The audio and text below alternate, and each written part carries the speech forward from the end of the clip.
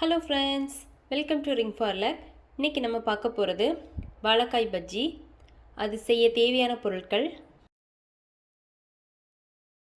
ஒரு வாழைக்காய், 1 கப் கடலை மாவு, 1/4 கப் அரிசி மாவு, 1 டீஸ்பூன் மிளகாய்த்தூள், 1/4 டீஸ்பூன் பெருங்காயத்தூள், தேவையான அளவு உப்பு. இவ்வளோ தான். இப்போ எப்படி செய்யலாங்கிறத பார்க்கலாம்.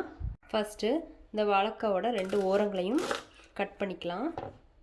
கட் பண்ணிவிட்டு இந்த தோலை நீக்கிக்கலாம். இப்போ தோல்லாம் எடுத்தாச்சு.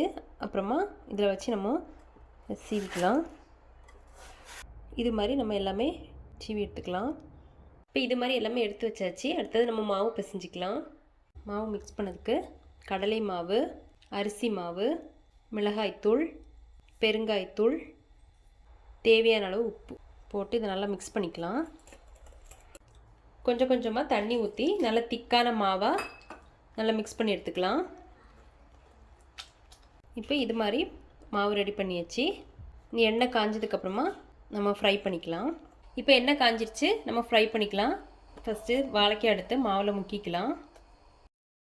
எண்ணெயில் போட்டுடலாம்.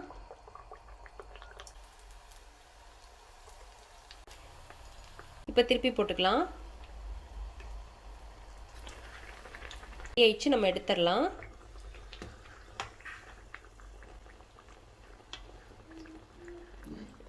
இது மாதிரி நம்ம எல்லாமே ஃப்ரை பண்ணி எடுத்துக்கலாம்.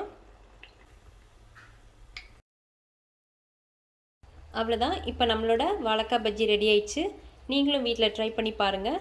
பிடிச்சிருந்தா லைக் பண்ணுங்கள், சப்ஸ்கிரைப் பண்ணுங்கள். தேங்க்ஸ் ஃபார் வாட்சிங்.